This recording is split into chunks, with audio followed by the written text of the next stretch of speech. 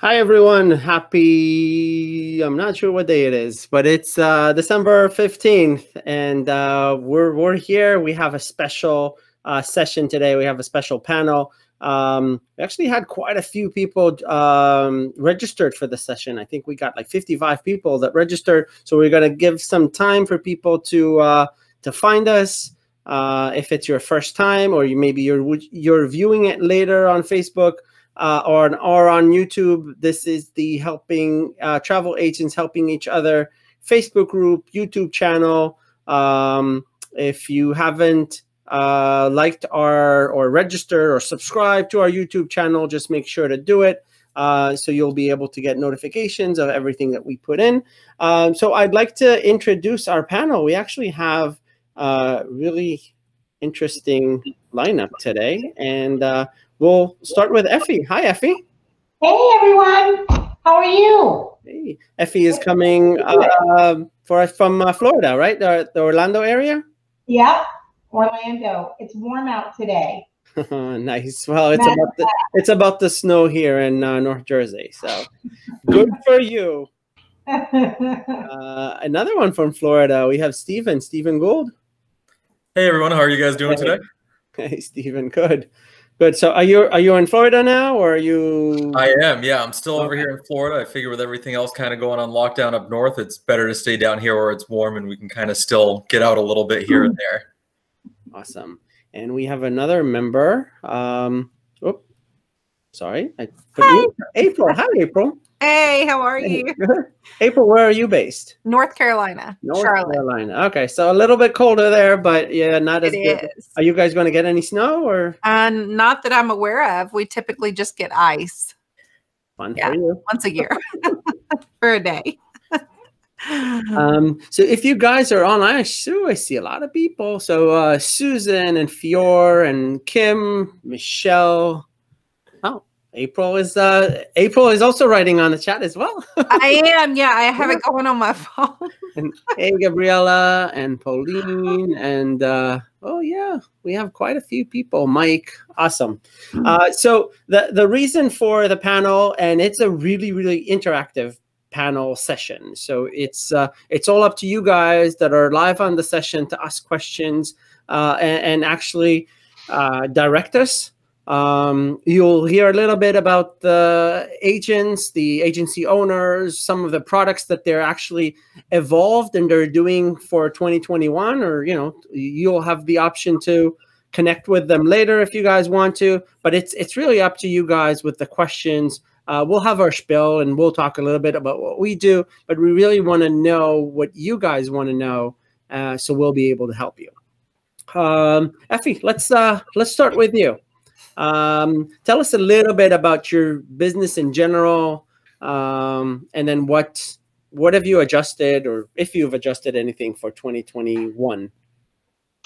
So I'm Effie with On Deck Travel. I've been an agent for about close to 30 years, and I predominantly sell cruises. And as everyone knows, all the cruise lines have pretty much been suspended through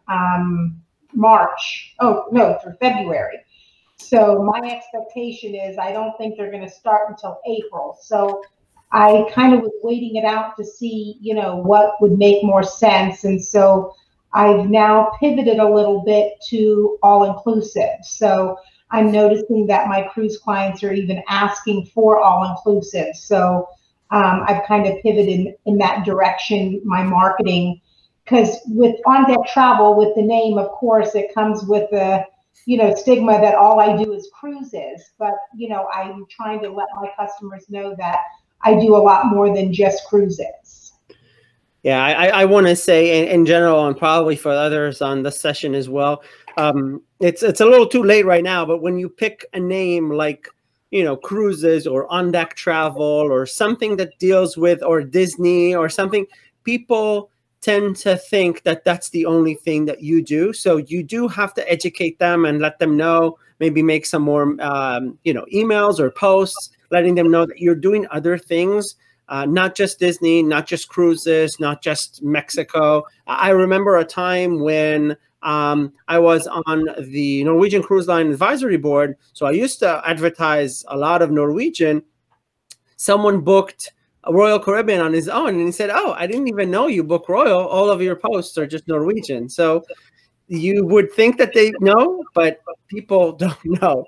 So highly, highly recommend that you let them know that you are doing other things. So Effie, moving to an all-inclusive, how did you, did you know the product before? Have you traveled a little bit or education? How did you go about to changing and adjusting to all-inclusives? Well, I've always done all-inclusive. So, and what I find is the best, especially if you're new at this, the all-inclusives can be very overwhelming. So those of you that know me know I'm the cruise queen, right? So when I first started with TPI, I came from a cruise-only agency, a brick and mortar. So all we primarily did, if I did 1 or 2 land bookings a year, that was a lot. And so when I came to TPI, and to be on my own, I decided to do a little bit more land. And I remember like pulling my hair out, crying to my husband saying, how am I going to learn all these places? It's just so overwhelming. And so I just decided to invest in myself and invest in my business. And I started traveling to Jamaica, Mexico, going on FAMs. You know, I always tell when I speak to agents, that you've got to invest in yourself. It's investing in your business.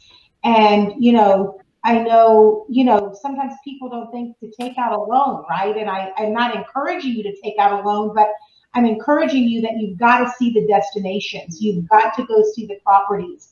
And then once you see, you know, some properties, then decide who you're going to partner with. So that's what I've done. Like, then the other big overwhelming thing is, right, like, who do I book through? Do I book through Vacation Express? Do I book through Classic? Do I book through Delta?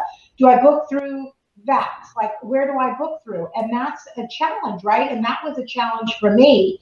So I do business with people who are going to be a good partner with me, right? So just recently, I've actually shifted my business to a different supplier than I normally use, and it's because of the partnership with the BDM. Your relationship with the BDM is crucial. It is a huge, huge part of your business, is to get out there when we could travel, right, and go to these conferences, that you meet these business development managers and you create a relationship. This business is clearly a relationship business. So then I went and visited, you know, a bunch of properties, and I thought, okay, what makes sense? How do I compare that to a cruise, right? So how do I maybe compare the Royalton brand and what cruise line, or Charisma and what cruise line, you know, or Palace Resorts?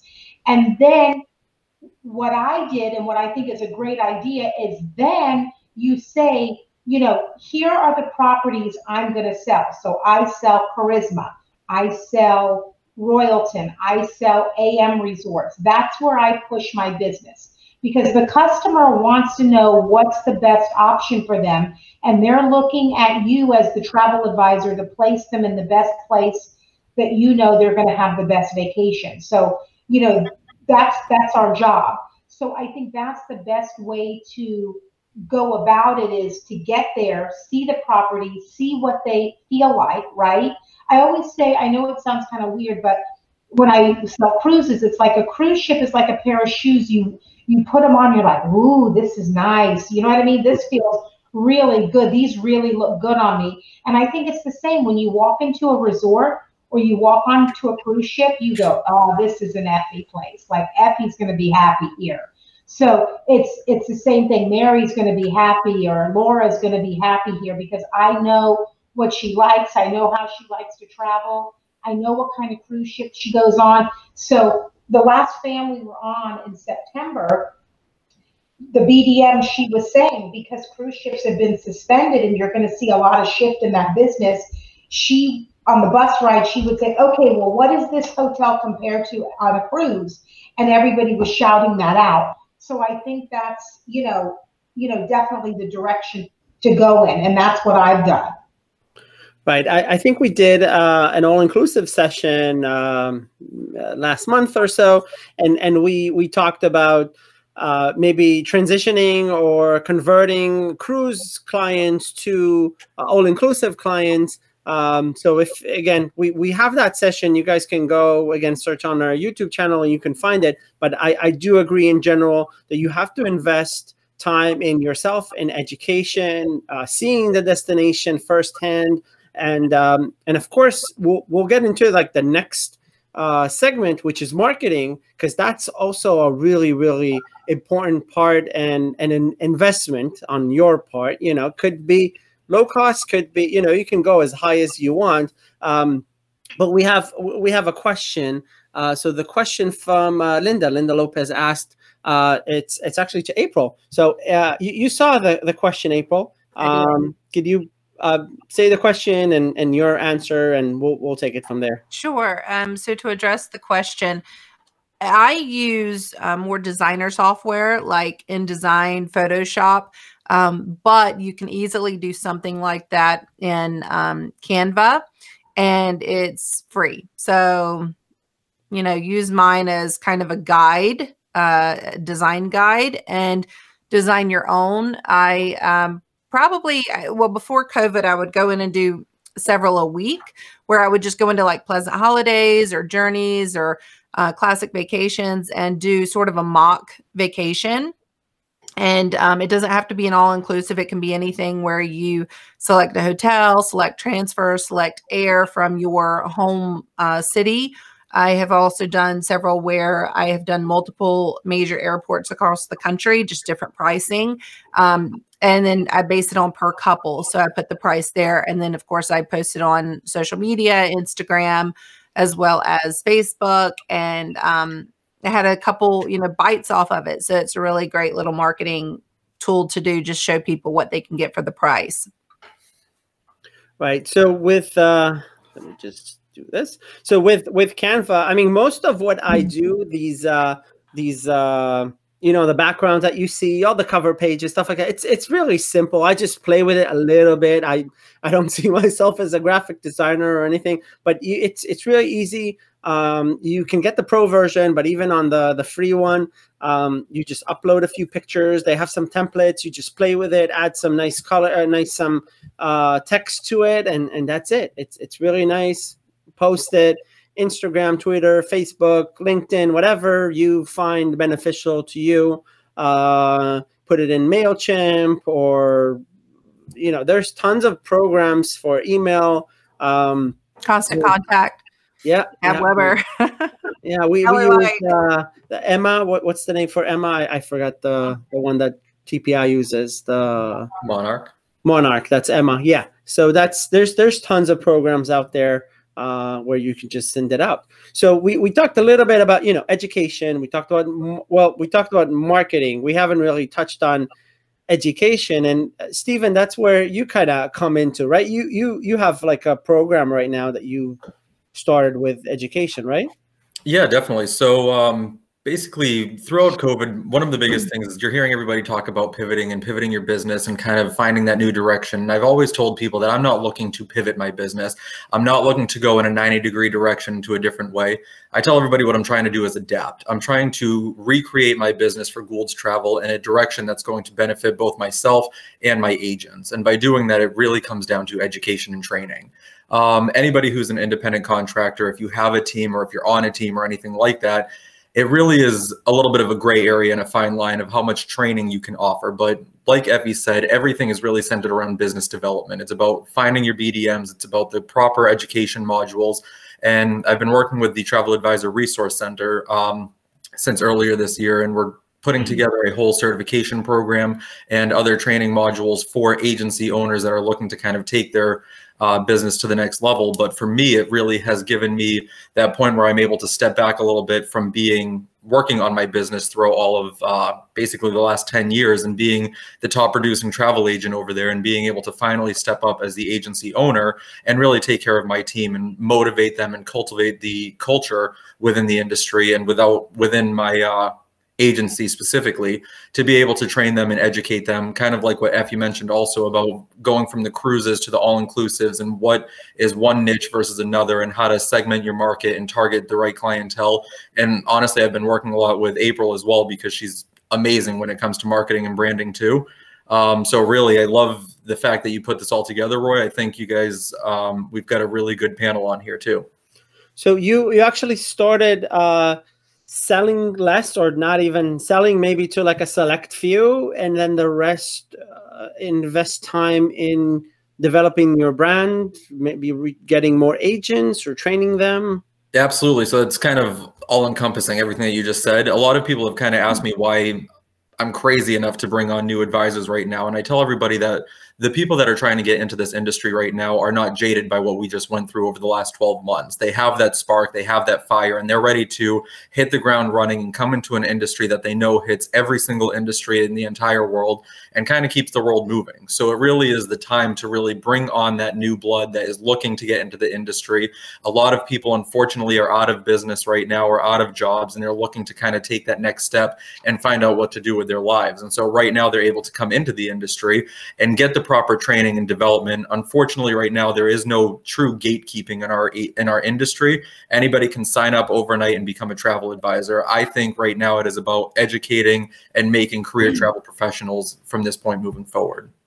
Right. Yeah, it's always been a problem, but I can tell you, I've been in the industry for 20 years. Whenever there is like a big crisis, it actually thins the herd a little bit. You see a lot of people that were just plain in our industry kind of leave, and then the stronger ones become a little bit stronger and continue. So that's kind of what I see. I also want to hear from you guys and maybe the people on the live session to know how December is for you guys, because, you know, we started this whole thing February, March, April, depending on where you are in the US and your clientele.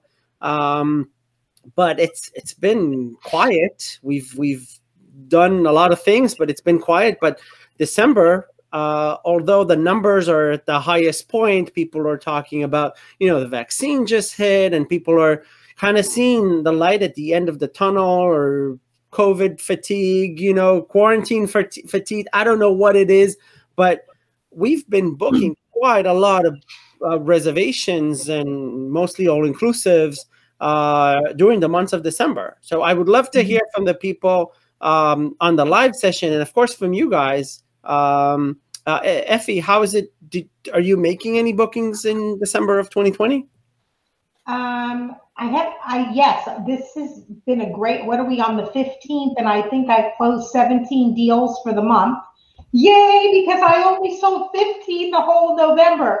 So November really sucked for me, and I wasn't really sure what happened, because October was, I mean, when I say decent, like it was in an upward, it was fiercely forward. It was fiercely moving forward. And then it just seemed like November just took a dive for me personally. But I'm pretty excited about November. I'm sorry, about December. And I don't know how much more I'm going to get, because, you know, during the holidays, it kind of slows down. I don't know what 2020, as crazy as it's been, what's going to happen. But I think I've decided, I sent my last marketing piece out today, and next week will be more of a happy holidays, happy new year, thanking clients for their business, you know, through the year, and their support and all of these things. And then I'll probably start up again on, you know, that first week of January.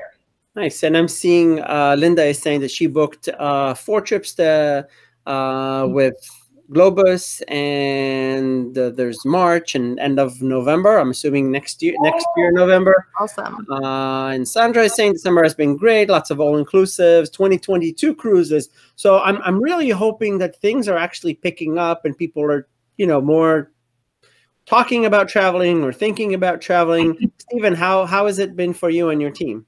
I'll be honest with you, the first probably 4 to 5 days of December were almost non-existent. There was nothing that happened. I don't know what just happened all of a sudden over the last week, but it's been a steady increase right now, and we're very happy about it. Kind of like what Sandra said, we actually did get several bookings for cruises in 2022. I think people are starting to look a little further out. They're starting to realize that they are able to feel comfortable doing that, and they're finally getting to the point with the holidays, the colder weather, that they're just like, we are ready to get going somewhere, even if it's just putting something on the calendar. Okay. And April, what do you normally sell? What's your bread and butter? Europe. Europe. Okay. Sadly. So we've had another person that Gabriella said that people are scared to book Europe, which is the number one. That's what she sells the most. So I would like. Did you make any adjustment? Are you right now focusing on marketing, waiting the market out? Are you starting to sell something else that is not Europe? So yeah, I've been this year I've been selling all inclusives. I'm not against it by any means. My primary focus is Europe, but due to the fact that we really can only sell the islands and Mexico at this point, then that's what my focus has been. My focus has also been on getting my website revamped. I think that that's huge because I think as we go into 2021, I'm hoping that the entire year is a wave season and not just the first part of it. I'm hoping that we are busy as you know what. And but yeah, I think it's important to get your branding in order, get your websites in order, make sure that they're working for you. A lot of people have websites and nobody ever goes to their websites because there's no reason to. I, at the earlier part of the year, started a new company that is under my business. I own Sevenport Travel, but under the same umbrella, I started the Blank Page Method, which is a creative consulting company for travel advisors. I build websites for travel advisors and work through their discovery on their niche. And I think that that's super important. Figure out what you want to focus on, what your specialty is and your niche is. Make sure you understand who your ideal client is. Make sure that you are, starting to understand why certain agents charge planning fees. I think that's huge this year because a lot of agents have lost so much money, while others, have those planning fees that they're living off of. And if you haven't been charging a planning fee, take a look at that option because it may end up saving you in the future. And it also, prevents from spinning wheels with clients that are just price shopping you. So I think that's important. But yeah, this year I'm actually slammed this month, not with bookings, but just with my website revamp in general for both Sevenport Travel. I'm relaunching a new site as well as the Blank Page Method. Hopefully we'll launch that on the new year. So that's going to be my personal celebration that you'll see all over Facebook coming from me. So, but yeah, I'm super excited. Yeah, I've seen, I also did some sort of a change and doing some coaching and, for agents, you've probably seen some of the videos and some of the things that that I've been doing thanks to this group and, the stage that I got. So yeah, people are spending more time and money trying to make sure that they are ready for 2021. And I agree. And so on. With what Effie said, this is a business. You're investing in yourself. At the end of the day, your branding, you may think that it's just worthless. It is what it is. You don't need it. And like you said, Roy, people come into the industry and they become travel advisors overnight and, they get a host and they start selling travel and they forget their foundation. They just go straight into building this house on top of nothing. There's no foundation. So I think it's really important that you understand who your client is and you understand the perception that you want your client to have of you, and you move forward with that branding and understanding your workflow. How are I still see agents collecting credit card authorizations through a fax machine. And I'm like, I don't even know how that's possible anymore, but, move forward into the 2021 era, being able to, have tests or have Travel Joy or have, email me forms, something that works for you. Time is money. So, stop wasting your time on these things that, get up to date. So yeah, I think, and make sure you have your terms and conditions in order, Yeah, I guess we've learned that there's lots of fine print and issues that could occur. Yeah. Cover your butt because I think this year, a lot of us have felt like pawns, just sitting ducks, and we're sort of the middleman that gets hit in all angles. So I think it's really important to just cover your butt moving forward into 2021, Yeah, and understanding that you're the advocate and not, somebody that a punching bag, basically. Yeah, I would also love to hear from the people on the live session in terms of fees. Did you decide that in 2020, or have you started getting fees? Because if you're saying in 2021, I'm going to start charging fees, you're not going to charge fees. Yeah. It's only if you've actually already started. You have to understand your value. I kind of understand in some markets, in some products, there's different ways of how to charge fees, or not to every client. I get it all, but also it really depends on your business model, how many people you have, what's your closing rate? Because if you are closing 30% of all calls because people are just tire kickers, you are going to close up shop really, really fast when you become busy, because you can't work on a 30%. You have to be on the 85% closing. Otherwise, you're just wasting time, and funds and money and planning fees and handling fees are just a way to make sure that you only get the serious calls, or the serious, you can apply it to final, you can do whatever you want with it any way you want to, but the goal itself is to make sure that you don't waste time quoting to people that are not going to book with you. Exactly. Yeah.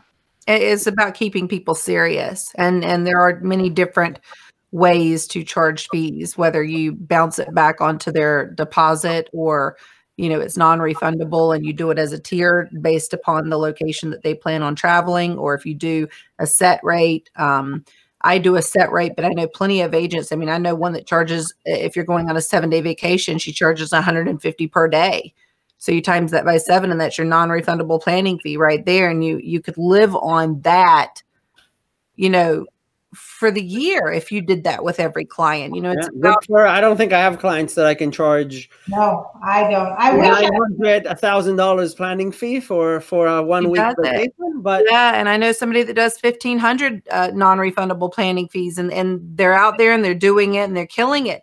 It's just, I think a lot of it, and I charge $250. That's my rate, $250. Yeah, there are a lot of models. I've heard people take like a retainer, they take like an annual thing. Some will even deduct the commission and give it net, but still charge X amount per year. There's tons of models. Whatever works for you, whatever works for your client. Yeah. And it's hard. It's about understanding your value and knowing that you are worth that. And just stop working for free. People think that what we receive from our suppliers is our payment, but really that's our thank you for utilizing that supplier or that hotel. We are technically working for free for our clients, and we should not. If you're interested in charging a fee, I would move forward charging a fee, because nobody works for free, right? So.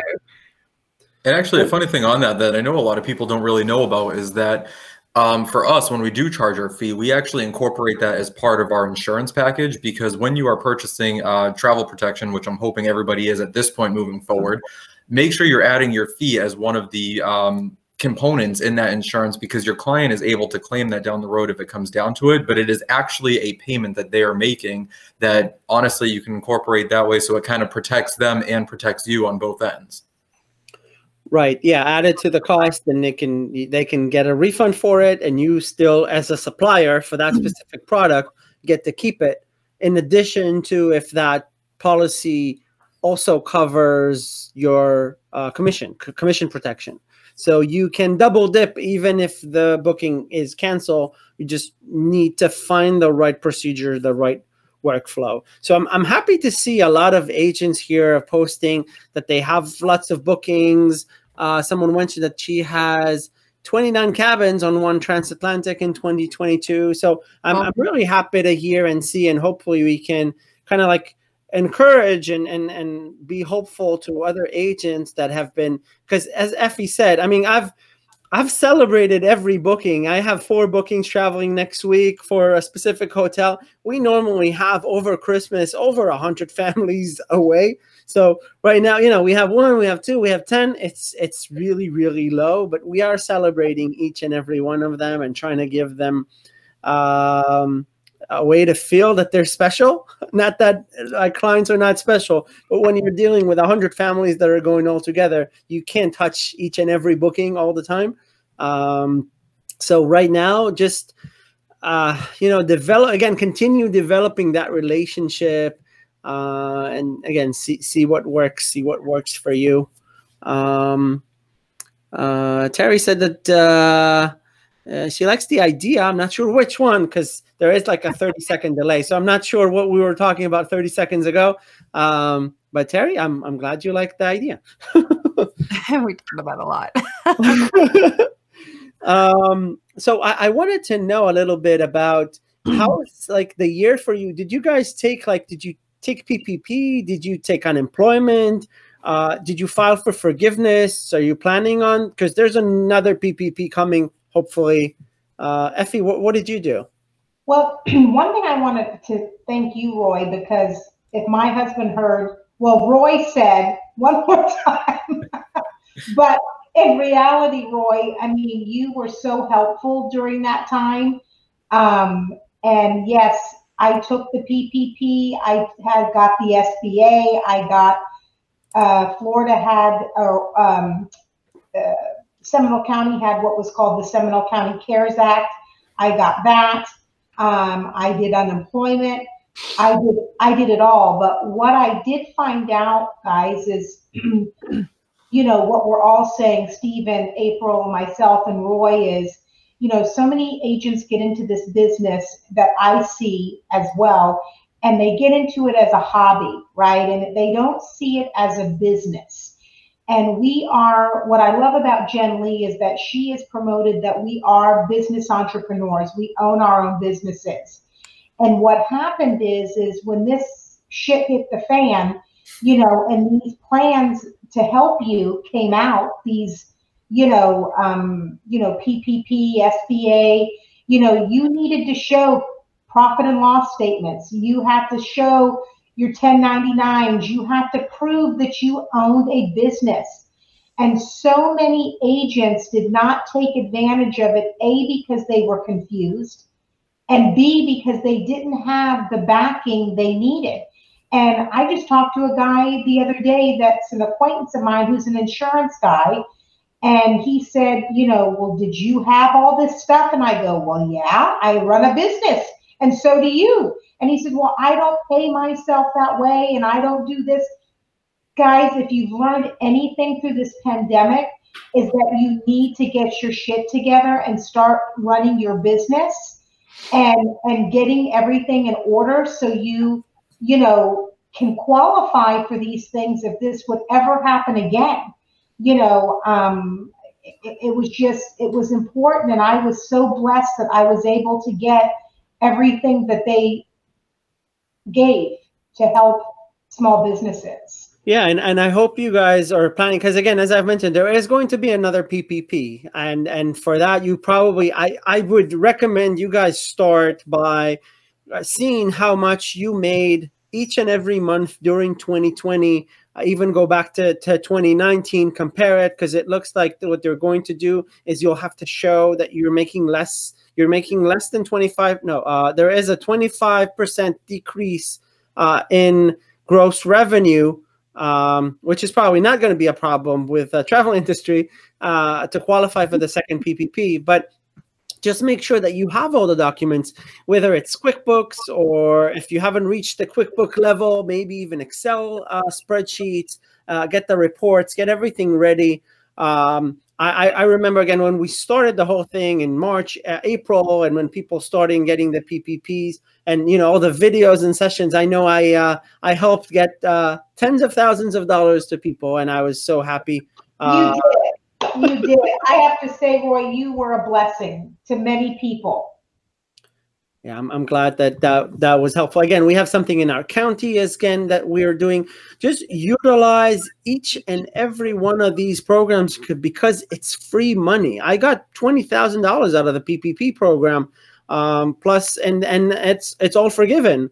And then nothing. You're not paying any of it. It's not even considered income because we're getting ready for 2021 and 2020 taxes.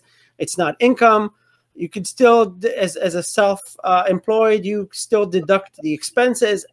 That financially, honestly, 2020 has been one of the better years for us. First, because I haven't spent so much money. I realized how much money I spent on travel and eating out.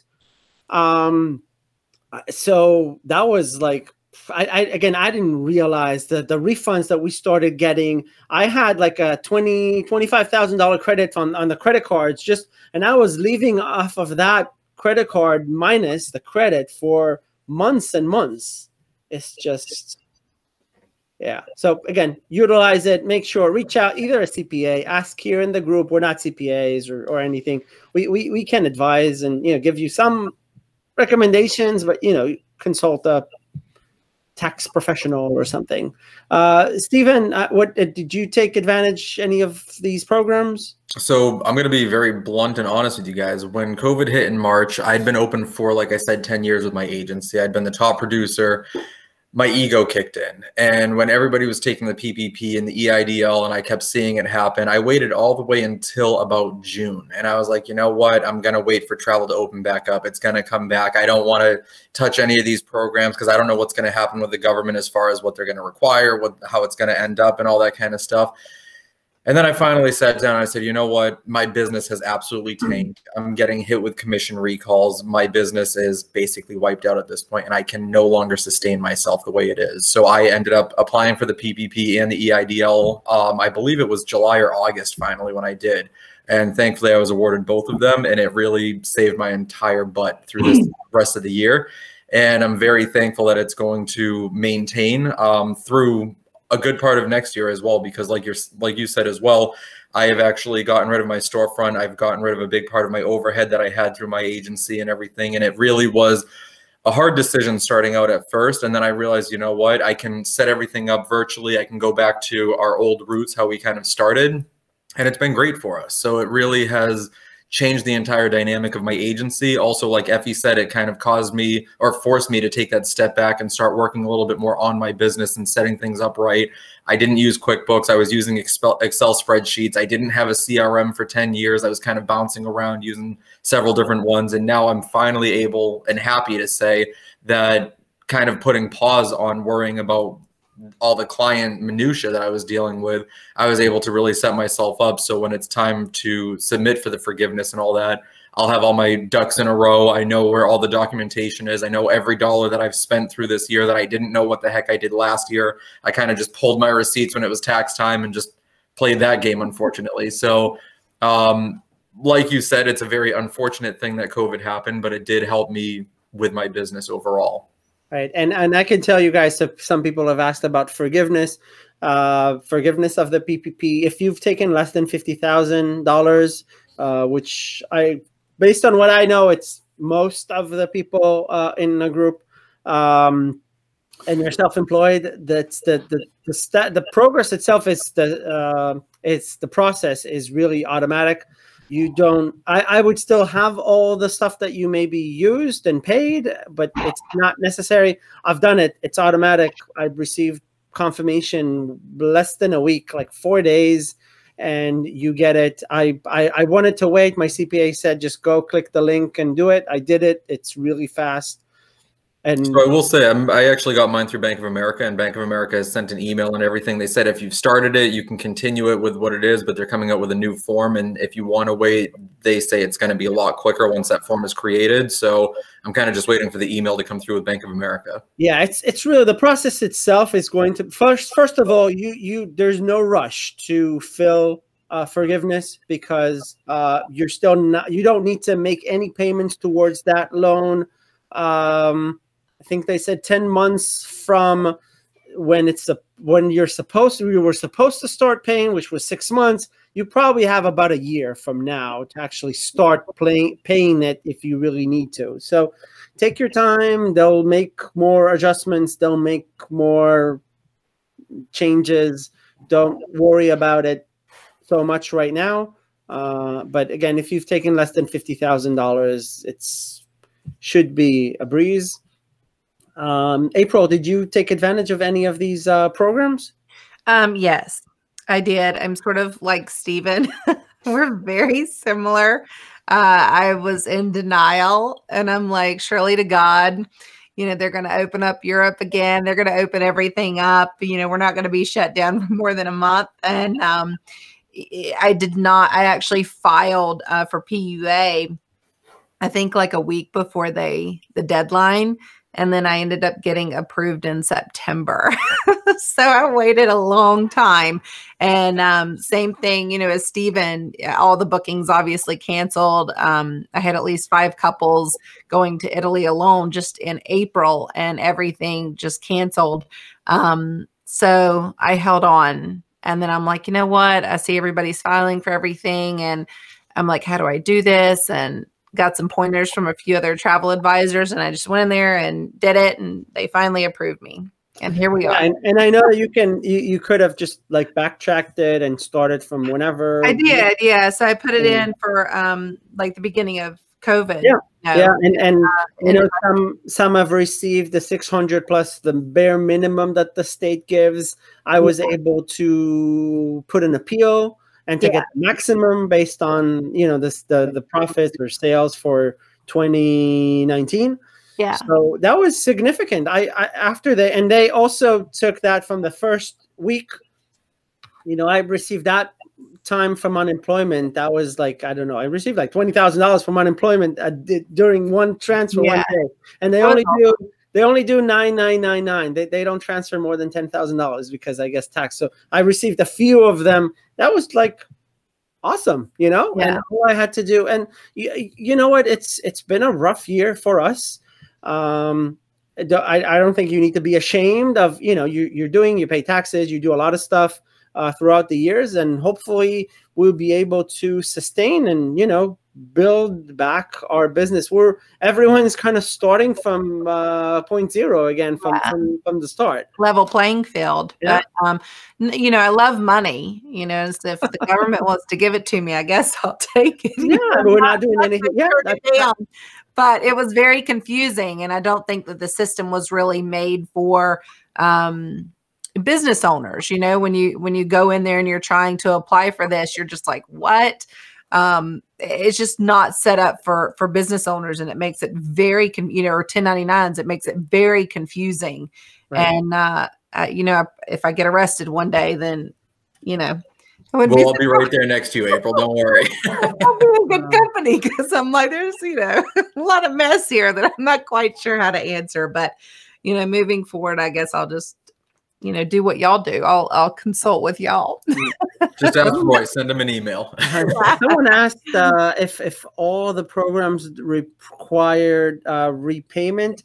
Some programs do. The EIDL, if you got the initial advance, which was $1,000 per employee. If you're self-employed and it's just you, then you probably received $1,000.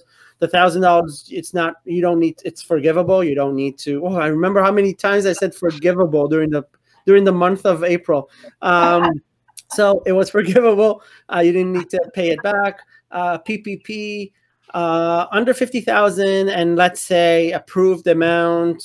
Again, go back to the videos, but line 31, Schedule C, SE, times 2.5, whatever that. You know, it's all of that amounts. There should be forgiven. You don't need to pay it back. There are grants. I actually just I received an email from my county, Bergen County in New Jersey.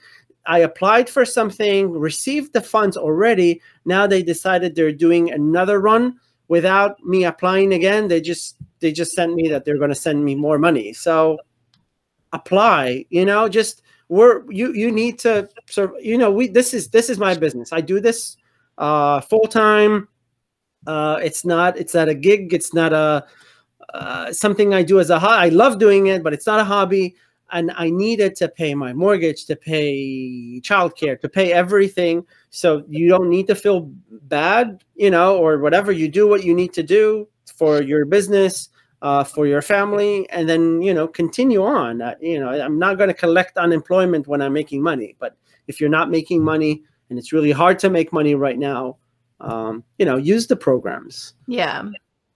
Yeah. And I think it's important to remember that, you know, obviously this isn't something we did to ourselves. And I think if the government wants, any government, you know, world government wants to, you know, shut down, they need to compensate you. And they're doing it. A lot of countries I see in Europe, Yeah. they're giving money, and I know some stuff because I have family back in Israel. They're doing some stuff as well. So Celia is asking if the SBA is forgiving the loans. The EIDL was an SBA program. Again, the advance was forgivable. The rest is not. If you took an actual EIDL loan, then it's not forgiven. You still need to pay it back. I think the terms were 1% or 2% for a loan. So it's a really good term for a loan. The PPP was also kind of an SBA program. For the most part, it's totally forgiven. How do you know what is available? I would probably go to the SBA website, sba.gov, and see what's still available. I think the PPP closed. I would also say, Roy, definitely reach out to your local city and county commissioners, because a lot of them have a lot of the ideas, whether it's a CARES Act or something going on in your local area. They could definitely help point you in the right direction. Awesome. So yeah, reach out. I'm assuming right now it's slightly easier to reach out to them, maybe even email. And don't worry, they can always backtrack or do some stuff. And I'm sure now they know more than what they did in March and April. So it should streamline a little bit faster. Let's see if we have EIDL. Yeah, I'm glad people, you know, did and used all these programs. That keeps us afloat for 2020, and then we can continue and come back much stronger. In terms of if you're not incorporated, and by incorporated I mean, you know, it could be an LLC. You don't have to be like a C corp. Just make sure to, you know, open a separate bank account. It's not mandatory, but I would highly recommend that you be organized with everything. As Steven said, you don't have to have QuickBooks or have an account or whatever, but get Excel. Make sure that you track what's coming in, what's coming out. It's going to make your life so much easier when April comes. April, yeah, when you come. But when April 15 or 17, when taxes are due, it's going to make your life a lot easier. If there's another program, everything is going to be, you'll have your P&L, you know your profit, you know how much you spend. Everything is just streamlined and easy, and you have the time right now. So go back. I'm sure you're getting statements from your host or your suppliers. Write everything down. You know how much money you're giving your agents or how much you are getting personally. Just make sure everything is organized and start a process. Again, it will make your life a lot simpler throughout the year, in case you do need anything. And then, you know, a bank account. Right now, most bank accounts, they're free if you maintain an X amount. So have a separate bank account for your business. Just things are going to be a lot easier for you. I would say, even just as a point of reference, just like Effie said, we are all entrepreneurs. You guys should definitely already have a business bank account so you're not commingling your funds. But outside of that, creating a savings account with the bank that you actually have your relationship with. Usually savings accounts are free, and it's a great way to just grab that EIDL, that PPP money, and just put it somewhere. You're usually given 4 to 6 transactions a month that are complimentary without fees. So it's a great way to just kind of set up more of a savings account for yourself and your business.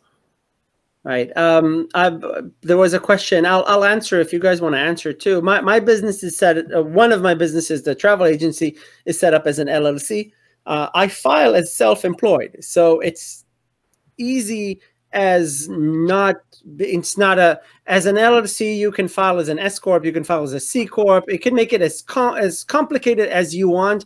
I choose to file as self-employed, which is the easiest way to submit. So when I do my taxes, I do my business and personal all together. It's kind of like a sole proprietor, but it's an LLC. Again, probably, you know, go to LegalZoom or, you know, .com or whatever, or consult with an accountant. That's probably the best idea to do.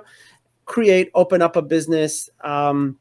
Very simple. My business is really organized, really, really simple. And then I make, you know, you make the quarterly taxes based on your income. April, how is I don't know if you have multiple businesses, but do you always always everything? I'm a firm believer that if you have anything that's actually paid off, whether it be a house or a car or anything, you should have an LLC, and your LLC should be set up to own your house or own your car. And this just, keeps you safe. If you ever have to file bankruptcy, they can't touch it. If you, haven't transferred funds in the past 3 years or whatever.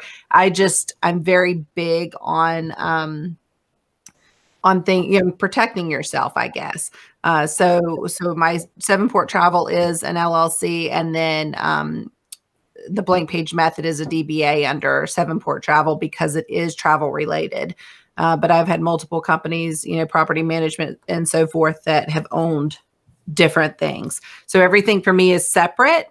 And I think it really, obviously covers you in the event. And in New Jersey, the filing every year for the business is $50. So that's the cost of running the business. Yeah. And then, of course, you have all the deductions and everything because you have a business. But the cost itself is $50. And I probably pay maybe an extra $100, $150 to my accountant because he does taxes of both personal and kind of business all together. So that's the cost of running the business is like $200 in fees. So, yeah. Well, and then every year, in North Carolina, I pay about $200 per LLC to the Secretary of State each year. Not all states are that expensive. Some 50 for us. So yeah. So you're lucky. I might be joining you up there. But as far as bank accounts go, I do think that you should have a business bank account since I do branding. I think you should have a business email too. So get yourself a domain, get a business email. But as far as banking goes, because a lot of banks do require a certain amount coming in every month. I know this year has been hard for a lot of people. And if you don't have that coming in right now, NBKC is an online bank basically that's located out of Kansas, but you can be anywhere in the country and have it. They don't charge any fees. And I actually just recently opened up an account with them. So I'm super happy about that. But yeah, get yourself a business and a business. Yeah, I for some reason, it's happened, and I work with the bigger banks, but I recently opened a Chase because they gave $500 if you open an account and a savings and put some extra money in there. Yeah, you got to maintain $1,500, so I have $1,500 there, and that's it. If you have the money lying around somewhere anyway, just put it there, and no fees at all. Yeah. Terry was saying that she has an LLC. She had her business expense. Oh no. Go through her business account. She was thinking about changing to have her business income go to a different business account. You can. I mean, there is a thing about having like too much, so it confuses you. If you don't have too many transactions into the account, so money coming in every week from the business and then money coming out as expense, or even whatever you're paying for yourself, that's organized. You want to have one account for receivable and one for expense. You can. It's just you'll have to transfer money from one account to another to pay the other. Seems a little bit complicated to me, but it's doable. Whatever works easier, for you. You can create a savings account, put all the income directly into that saving, and when you need to make payments, just move it from saving to checking. Again, I find it easier so it's all in one login and you don't have to switch banks or maybe do transfers from one bank to another. That's kind of like, I guess, my recommendation. Yeah. Let's see. Separate bank accounts is better, people are saying. Mm-hmm. Let's see. Yeah, you do have to, if you're, it's hard for people, business owners, especially if you're, a small entity, to keep funds separate, personal funds separate from business, because we go shopping and we forgot our personal credit card at home or whatever, and we just want to swipe the business one. But I do think, I don't know who said it because I'm not seeing a name, but it is important to keep your your accounts separated, business versus personal, because in the event that if anything ever does happen to you in the future, you know, if you do have to file bankruptcy or whatever, they are going to look at that. You can't just say, well, you know, everything in my business is protected. They will look at everything. So it is better, you know, protection wise, to just keep everything separated. Yeah, and I will chime in too. So for Gould's Travel, I actually, very much like what Celia said, I actually started as a sole proprietorship, and basically it was just me. I registered a DBA, which is the doing business as in Florida. Cost $55 for about 7 years worth of the DBA. However, when you get to a certain level, and I usually tell all of my coaching clients, when you get to about $10,000, you're really going to want to start protecting your assets. CYA, cover your assets. By doing that and incorporating with an LLC or incorporating entirely, it really kind of helps separate what April was just saying, the personal from the business side of things. And when you have your LLC versus an S Corp versus a C Corp, like Roy said, talk to your accountant, because you could be overpaying, whether it's double paying on the FICA with your Social Security and all that, or not paying enough into the system if that's what you're trying to do for your long-term goals. I did see that Debbie also mentioned the Profit First model. If you guys haven't checked out that book, it really is a game changer for a lot of people. It basically talks about paying yourself before you pay your expenses and paying your business off, because you do, without paying yourself, you're not going to make yourself any kind of money. And if you don't have money, your business is not going to have money. So I think it really is a great way to kind of separate your bank accounts, is basically what they talk about in Profit First. It basically says, like, separate and have your own savings account that you're putting some money in for maybe marketing or a different endeavor, and paying yourself as the forefront. Kind of like what April was saying, a lot of people just grab their business card and start swiping because they're like, oh, I know I've got money in there. But what you should really get in the habit of doing, especially now with what we just dealt with COVID, is take the money out of your business account and pay yourself personally, because then it allocates yourself to a certain allowance, more or less. It gives yourself the freedom and flexibility to have your own money that you're not taking out of your business. And it also kind of changes the whole mindset. And when we dealt with what we just did with COVID, it definitely shows that you've been paying yourself, that you have an income, that you are more than just a business owner, that you are an employee also.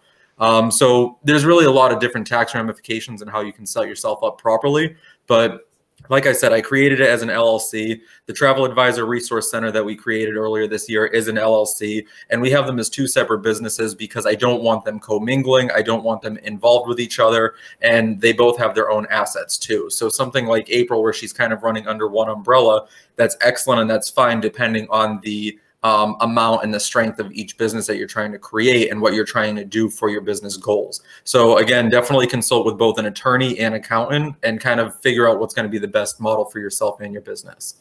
And remember that when you file taxes, you're deciding how much you're paying pretty much, and you're letting them know everything. If you do have an audit somehow, because some reason, it will make your life so much easier, and you'll save a lot of money probably with the accountant, because he'll have everything set up rather than you doing it on your own. Hopefully none of us will ever have to deal with a tax audit, but from what I've been hearing, you probably want to have it set up so it's a lot easier. I have a question from Kathy regarding California Seller of Travel. Kathy, are you a franchise owner? Are you one of like a cruise planner owner or something like that? Or are you under someone, or maybe totally independent? So I need to kind of know that to let you know. So if you could just let us know, and we'll try and help. Some people are saying, Celia is saying that she has 3 accounts: business savings, business credit card. Yeah, it just makes it easier if you want to have like the savings you can put in there, all the savings the business made, and then maybe you can move from savings and pay yourself kind of like a salary. It's not really a salary, but you can show that money is coming in and out, and then maybe move it to profit. You do tons of stuff.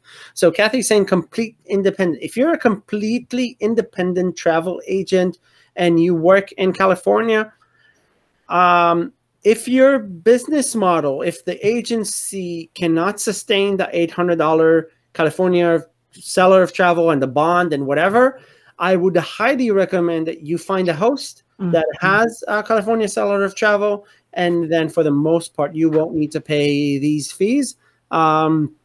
if you're awesome on your own, you're making a lot of money, and it's just 800. It is what it is. You know, with the cost of Seller of Travel and maintaining that account and everything. But if you're not making enough, I would probably reach out to a lot. There's tons of hosts. Most of them, if not all of them, will have a California Seller of Travel, and then the amount that you need to pay are limited. Even with ICs, I have ICs myself, and I am under a host. If you want, you can reach out. You can send me a message later, or we've done a session on hosts as well. Some of them are allowing you to be like a mini host under a host, which is what we do. So I've kind of. So you are a host agency incorporated. So same thing. You know what? If the business model cannot sustain the 800, or you don't, I mean, if you do the Seller of Travel yourself as a business for them, which you can do, then you absorb the fee. But if it doesn't make sense financially, reach out to there are hosts out there that will give 100% commission depending on your production, and they'll cover a lot of the fees in terms of consortia and marketing programs, and Seller of Travel, Florida Seller of Travel, California, Iowa, all the Delaware, the ones that need it. So if you want, you could send me a message. I'll we can talk offline. I can try and maybe guide you into, again, but it really depends on how your business operates and what it is that you do. Sometimes, it's the cost of doing business. That's what California Seller of Travel costs, and the whole bond and whatever, it is what it is. Yeah, and I will chime in on that too, Kathy. I know you said that you're in Florida and you have a host agency here and you're incorporated in the state of New York. I'm actually in Florida and I'm kind of blended, like what Roy was talking about. I actually work with a host agency and I also have my own IATA. With my IATA down here in Florida, we do have to pay all the Seller of Travel fees. However, for any clients outside of Florida that are falling into any of those other states that do require the state Seller of Travel, we do have them book under the host agency, because the host agency actually maintains all of that for us. And the cost for me as an agency owner is prohibitive as far as trying to get all of those different Seller of Travel licenses. So you could even look into possibly doing some sort of blended type model like I'm doing, or just like Roy said, reach out to the host agency and see if it really would behoove you financially to make that whole move for your agency. Yeah, right now with the whole, maybe you're not making a lot of money, maybe there's not a lot of sales, maybe you need more assistance. Now is the time to change an accountant. Now is the time to maybe change a host. Now is the time to maybe change a consortia. Now is the time, because it's 2021 is coming. Do the research. You have the time. Hopefully you have the platform here where you can ask questions, or, reach out. We can try and help. See if 2020 didn't work for you with your current host. Maybe there are hosts that maybe the split is lower, but they have no fees. Some that have higher fees, but higher commission, maybe more training, smaller agencies, larger agencies. There's no perfect. If you ask in our group, who's the best host agency, you're going to get the same answer as what's the best all-inclusive or what's the best cruise line. There isn't. It's what best for you or what's best for your client in terms of, a product. So just make sure that you know what it is that you need. Start interviewing these host agencies to make sure what works best for you. Make a change, add another one. Get 2 hosts, 3 hosts, 5 hosts. There's no, most of them do not limit the amount of hosts. Try one for a month or a year or whatever. The cost of doing business, cost of learning. Yeah, I have 2 for different reasons, but just keep in mind that just keep in mind, even for us, like being blended, you do have to make sure that you remember 2 IATAs, potentially more CLIAs, more ARCs, more different back office systems and all that stuff. So while you can definitely have 5, 10, however many agency affiliations you want, especially if you have independent contractors, they may get confused on where they should book what. So if you can streamline that to 1 or 2 or 3, I'd say find the best model for your business. Yeah, if you have a travel agent, an IC working in California, you can sign him under that, and he doesn't even know you have a different IATA. So only he books or she books under that. again, you just got to streamline and gotta know what it is that you need and work with it. You can make this business as complex as you want it, but as long as it works for you, then awesome. Effie, cruises. Are you booking future groups? Are you holding space? What are you doing? How are you planning forward to 2021? Yes, well, I actually took out space, and I actually used my SBA to deposit on some groups for 2022 with Norwegian, when Norwegian was having that promotion that was going on where you got 20% off for the life of the group, which I think is going to be huge for me moving forward. But I'm also marketing that space. Typically, I'm typically marketing the NCL space about 2 or 3 times a month. And I've done very well. And what we're seeing is 2022 exotics in Europe are going to be huge, huge, huge, huge, huge for 2022. So yes, I'm definitely, booking. I'm shocked.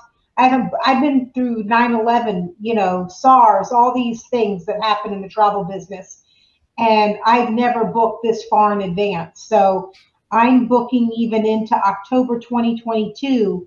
I've got cruises booked for. So yes, so I took out probably about 120 groups and deposited on them with NCL.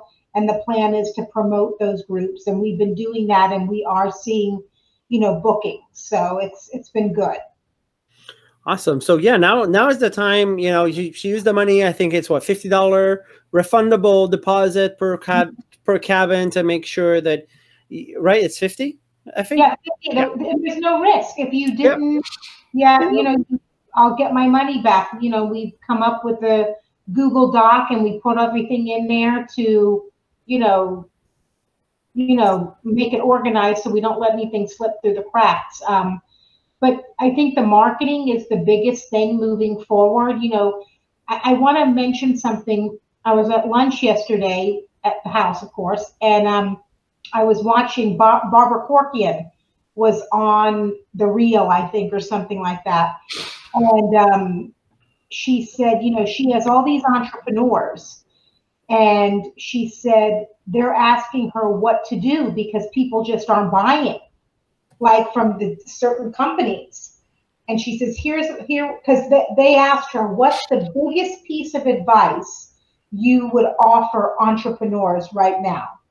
And she went in to say that she has been talking to her entrepreneurs and told them if they're not selling with the clients that they have now, they need to take that list, crumble it up, throw it away, and find new clients. Because she said there's new clients out there. And she said, my entrepreneurs who have taken my advice and did that, they're moving forward. And she said the ones that are sitting there waiting to see when their client base is going to be ready to start buying from them again are the ones that are hurting, and she doesn't even know if they'll make it. And it was so funny because I stopped for a minute and I even ran to the TV to rewind it to play it again, and then I taped it and sent it to a few friends of mine who are kind of frozen right now. They don't know what to do with their business. They say, Effie, I don't want to market. My people aren't ready to hear from me. I saw a couple people here say, my seniors don't want to go, and I'm not seeing the names, but they don't want to fly. They don't want to go to all-inclusives. They live in Florida. They don't want to do this. They don't want to do that. They're not looking to go right now. I've been saying this for months now, is that, okay, well, Effie, what do I need to do to find clients that do want to travel, right? And that's what we have to figure out. I don't know if I would say throw the list away, maybe put it aside in the drawer, because you might want to reach out to them. But yeah, I totally agree. Now is the time to make some adjustments to your clientele, to your business. Educate yourself, invest in yourself. And as Stephen I know you're on your way out, right? We've doing the session, what, 70 minutes right now. I know you're about to head out, so I wanted to give you the floor. Talk a little bit again about what you what you've built, the Travel Agent Resource. What is it? Center. Yeah, Travel Agent Resource Center. It's called TARC, and really it's built specifically for training, coaching, and mentorship throughout the industry. And it really is to provide different resources to travel advisors, whether they are independent agents, employees, or agency owners. And it really is to kind of develop whatever they need for their agency.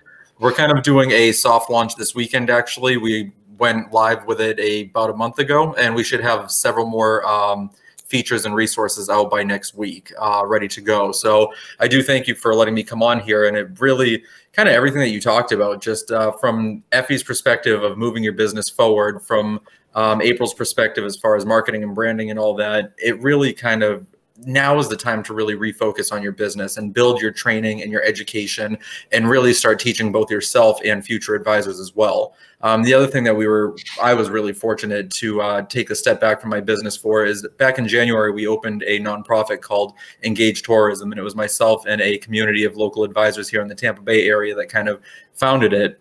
And it really promotes the collaboration with engagement and education of both travel professionals and hospitality travel advisors and travel hospitality professionals in our industry.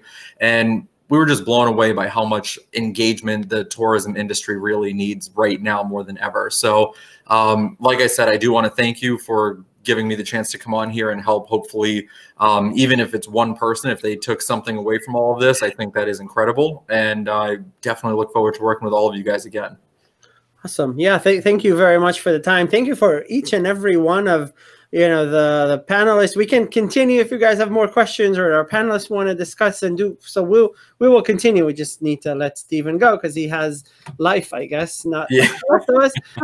But also before he goes, I mean, we've all kind of started projects, made some adjustments. I know I posted about it, but I never even had a chance to show it. But some of you here have told me to apply and do the Magellan Award. We actually got the Magellan Award, and I put even the travel agents helping each other thing, but that was it was an achievement. I had to they kind of tested all the programs out there, the training programs and the things, and I put it here with all the awards here in the back, and it kind of proves to me that even in 2020, which is supposed to be the worst year for travel, you can reinvent yourself a little bit and maybe do some things, whether it's to help the community or help adjust with your clients, or you can do it. And I know you guys have sent emails and messages, but it's been a very, very amazing year for me. Hosting these things and doing all these things, and kind of keeps me busy and happy to help. So yeah, again, thank you, Stephen. If you need to go, if anyone has questions, yeah, I'm seeing, honestly, yeah, I'll let Stephen go because he has to go. Perfect. Thank you, guys. Bye, see you guys. Bye. I'm seeing a lot of agents on the Facebook page or in general posting, I got the best agency award, or look, utilize it, apply if you need to these programs, the awards. It boosts up your morale. You share it with your clients, share it with everyone, makes you seem more, like a rock star. You are, with your agency, with your business. You're not just an agent, you're a business owner, you're a small business, a local agent, whatever you want to call yourself. Utilize these things that are out there to increase your business and your brand name and everything that you have. So yeah, and I know April is doing that, and she's helping other agents. She has some programs out there. You've mentioned what you do, travel websites. I do, yeah. Branding as well.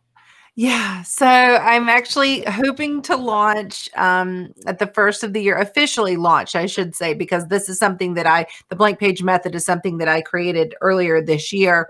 And I'm sticking to the same concept, obviously, but with everything going on, I just never officially launched. So I'm actually working on my own website. I have multiple websites that I plan to have ready and launch. I'm currently working with another travel advisor on her site. I just finished up with another travel advisor. And she's awesome. Natasha's awesome. She's, of course, like, well, I'm not going live and launching mine until you launch yours, because I'm going to promote you and you need to have yours up. And I'm like, Lord help. So she is pushing me along, and hopefully everybody will go live on the first of the year. But yes, I have the Clarity Startup Project that basically helps you with your discovery, to find your niche. You'll walk out of there with a logo, a website, images for your website, copy for your website, really the whole 9 yards, marketing materials. So I design different marketing materials. I design folders. I actually have mine here that I utilize for my own business. This is my travel document folder that I put everything into, but I design, business cards, logos, everything travel related. So I help travel advisors with their branding and I love it. It's probably what my main focus should be, honestly, because it's something that I know I'm good at, and I really, really enjoy it. I enjoy helping agents that are new to the industry or revamping their brand to really have things like a website and understanding how it can work for you. For example, Natasha with Blue Journeys Travel, we just finished up her website, but her website truly works for her. We have embedded all sorts of documents onto her website, new client inquiry forms, everything, so that every client that she has to go onto her site to fill out these forms, and then they automatically get uploaded into Cognito, Email Me forms, or Travel Joy. We have different forms that we're sort of utilizing for her specifically that meets the expectations she has for her business. So just really, moving forward into 2021, let's make sure that you have your business email. Go into it as professional as possible. Make sure you have your terms and conditions down. Make sure you have a good CRM that you can utilize. Get away from the emailing forms and having clients sign it and sending it back. My fax. Yeah, get fax.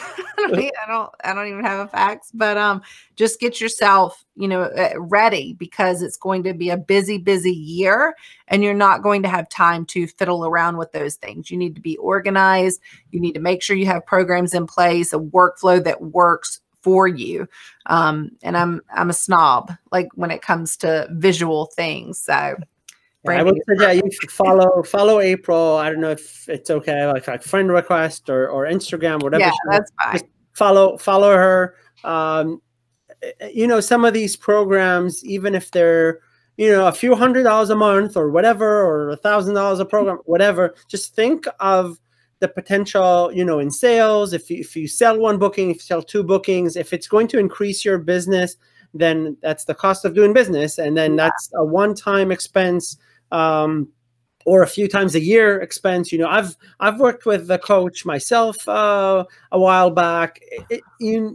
Sometimes you need to invest in yourself or your business to take it to the next level, or consult with professionals or something like that to bring yourself to the next level. And then, maybe after 5 years, you might need it again, but it's an investment. Yeah. And I only charge, like, for example, $1,000 to do a website.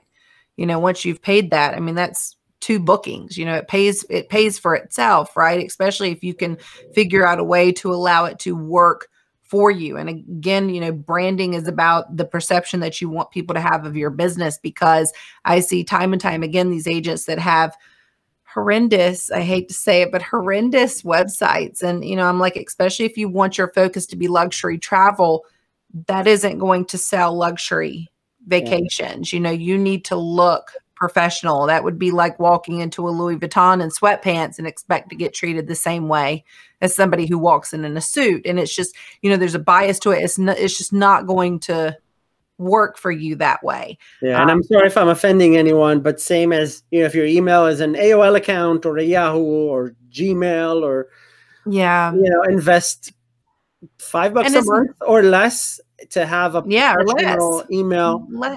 It's the first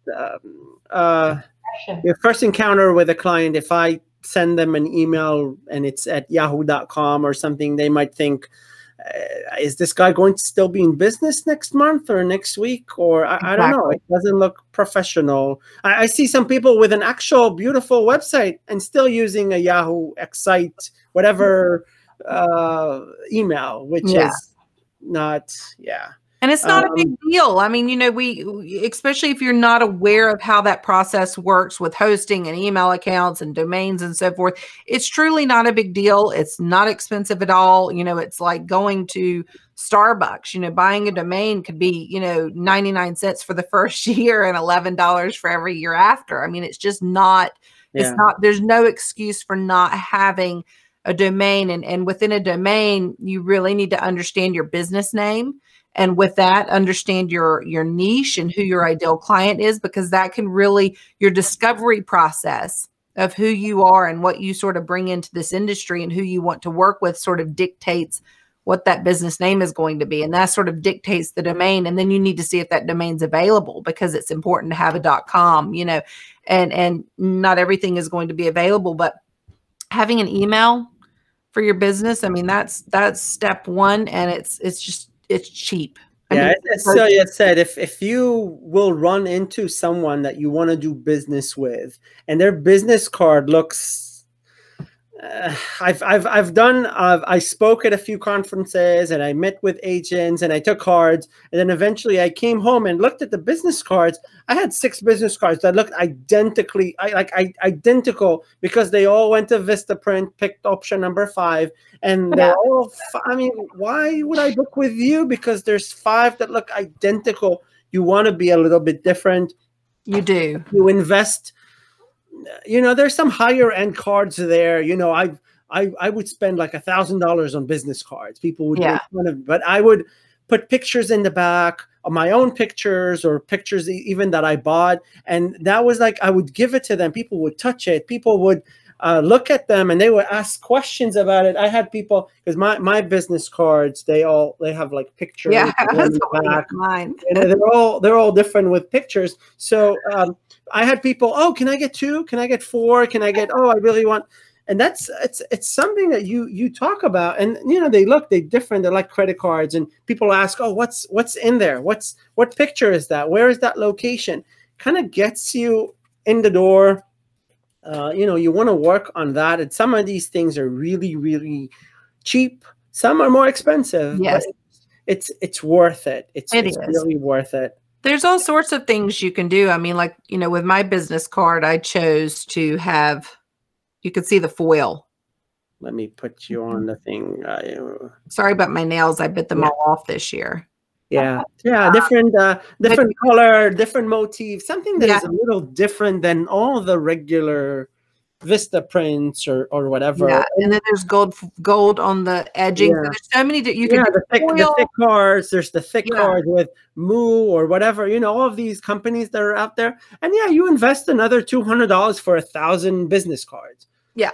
It's worth it. Now I know also Effie, you had, do you still do it? You had like a marketing email program for cruises. Do you still do that? Oh, absolutely. That's what's kept me alive. And do you also do it? Do you guys offer it to other agents as well? No, not currently. Okay. Okay. But you built something. You want to talk about what you built, like the whole, like that program in general, maybe inspire people to. You know, even all through the pandemic, you know, I was constantly still sending 1 to 2 emails out a week. You know, when it hit, April, May, when things got pretty bad, you know, we were doing the more generic emails, you know, about cooking. I even hosted a cooking class in my kitchen, and my clients loved it. And, you know, we were cooking Italian food and, you know, doing all kinds of Greek food and things like that. And, you know, just saying, what's your favorite, you know, Netflix? You know, we were just kind of touching the client in a very soft way, right? Just staying in front of the customer.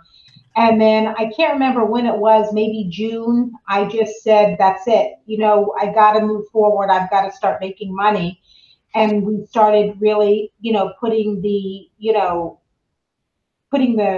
marketing in front of them, actually the selling. And so what I do is I use, you know, I take my own group space that I've, you know, taken out, plus that of the host agency, and I put those in, you know, marketing pieces.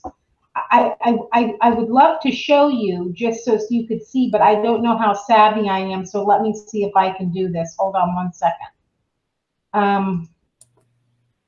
I might not be able to do this because I'm not very great at this, but I'd love to show you a piece.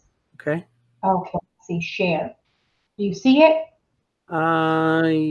Yes, let me just hide you, and let me see if that works.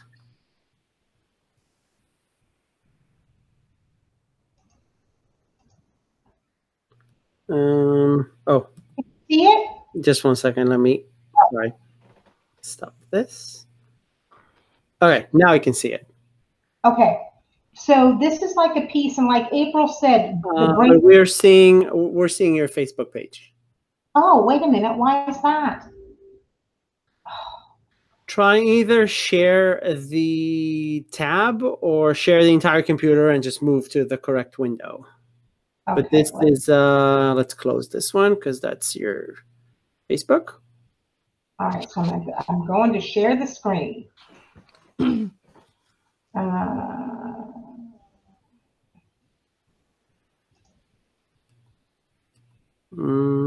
Not yet.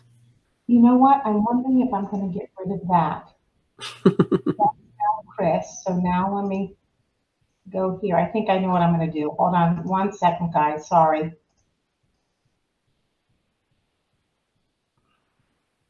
Yeah, if anyone were after this, we're probably going to be ready to, you know, finalize and wrap it up. If anyone has any more questions, just let us know. Oh, awesome. We see it. Perfect. So like April was saying, the branding is so important. So every time this is the header, and I am my brand. So they're used to seeing my picture here. So we have like an exclusive offer with Celebrity. So I put the offer in here. And this was all created, you know, in what we use as Monarch. But just to kind of show you, and then, you know, what we did here is choose some sailings that we had where we had a price advantage. And then we just share this with the customer. So this has been hugely successful for me. This is how I built my business, is off of these emails. So, you know, it's just finding what works for you. And this has been wildly successful for me. I know a lot of people, they don't like to sell. What you're going to hear is, I don't want to sell on price, you know, that I don't want to be that low price, you know what I mean? Travel agent that are always sending out the deals. And here's my philosophy is that, you know, when you say you want your customers to value you, right, and value you as a travel professional, that encompasses to me a big amount of things. It's not only, you know, giving them good service, you know, it's finding them the best price and the best hotel and the best all-inclusive and the best cruise ship for them, and that's price. And I've been in business close to 30 years, and this is how I've, for the last 11 years, you know, have built my business. And so, yeah, they might come this time for this deal, and you look and you say, you know, $1,500, $1,600 per person. You know, it's not like I'm selling, you know, something and I'm making $100 on it, right? So it gives them an opportunity to see some examples of what I can do for them. And it's just been hugely successful for me. Yeah, and you want to reach your clients. You want to talk to them, talk by, even email. I know our host actually did, they call it a grab and go. So they already prepared something that you guys sent out. And one of them was like a cocktail menu kind of email. And from what I've been seeing, the open rate for these emails are like in the 80–90%. Everyone's opening. And we're not talking about travel. Well, we are kind of, but we're not selling anything. But it's same as, April. If you put your website on, people don't necessarily say, oh, this deal looks great. It doesn't really matter. You need to make the impression, reach out to the client. They need to see your name. They need to see your brand. So when they are ready, I can count like 100 times where I sent an email about a cruise or an all-inclusive in Mexico, and I ended up booking a European vacation. It doesn't really matter. It's just, right. He sells travel.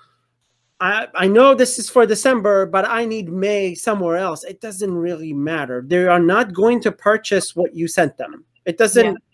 You can create a group. You can create a package, send it out, invest time in it. They're not going to book that. But they're going to call you, and you have achieved your goal. The goal is for them to reach out, ask you to price something, ask you to price something else. Doesn't really matter. Right. I mean, I can set this out and actually sell a Norwegian cruise. And I mean, I'm happy about that. I'm selling something, but, it's just staying in front of them and, showing them what I can offer them. And I did see someone ask, do I do these myself or do I have an assistant? I have to give full credit to my assistant because I know nothing about this. Could you see I could barely share the page? So I do what I do best, and that's sell travel, and my coach taught me something a long time ago. I had a business coach, and she said, if you can't do it, you've got to find someone that knows how to do it.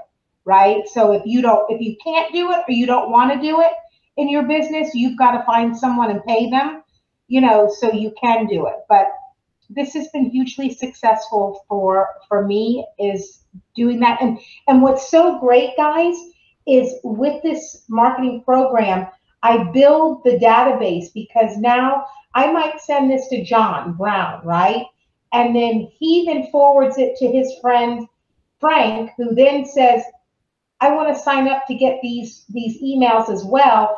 And then his son wants it. So that's how I've expanded my database. I have probably over 100,000 emails just throughout the time. And I've just started cleaning some out, and our open rate is typically about 11 to 20%, which is huge. Yeah, you're getting 20. If you have 100,000, you're getting 20,000 people opening the page. So one will book or two will book, and all it took you is just click or setting up. Once everything is set up and you already have the format or the template, all you're doing is just changing the cruise, changing the prices. Yeah, it takes some time, but who wouldn't invest, an hour or two working on this if they can, maybe potentially sell that specific. That selling a specific thing that you sell, that you promote, only works if you have 100,000 people. It doesn't work if you're sending it to 500, 600 people.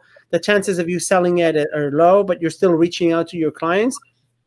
But if you have a database of 100,000 people, that could work. Can definitely work. Trying to sell a specific cruise or a specific thing. Yeah. So awesome. That's great. Okay, so I think it's been an hour and a half. Yeah. I gotta go sell 2 cruises. Yeah, I think. Sorry, what? I said I'm getting ready to go sell 2 cruises for New Year's next year. Nice. Awesome. Nice. So yeah, I want to thank again Steven that left.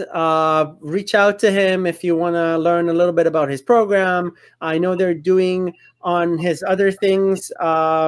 Engage, I think that was, they do like a Thursday. Tourism, yeah.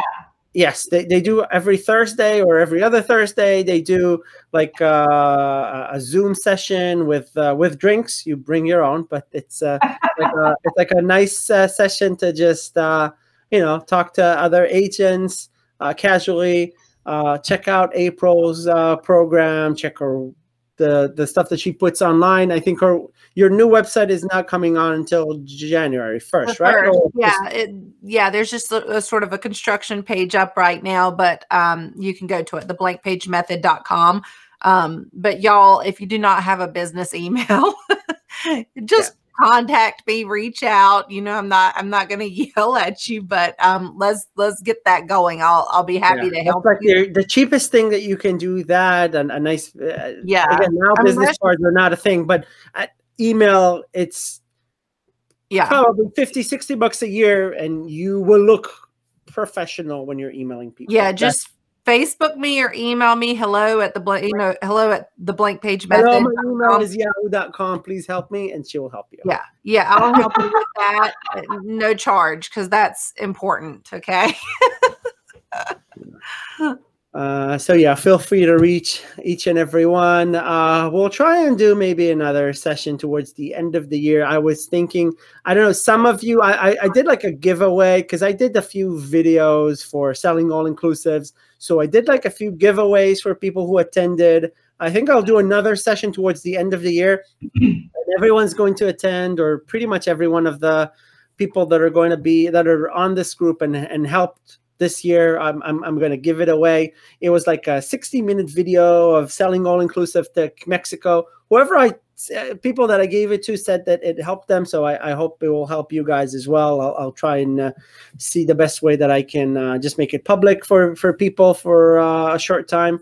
But yeah, we're here. We're here to help each other. Invite your friends, invite your travel agent friends, of course. And thank you for attending. That's pretty much it. Have a wonderful week. Thank you again, April. Thank you, Effie, for your time. Happy holidays, everyone. Happy holidays, and we'll be in touch. Bye. All right, bye. Bye.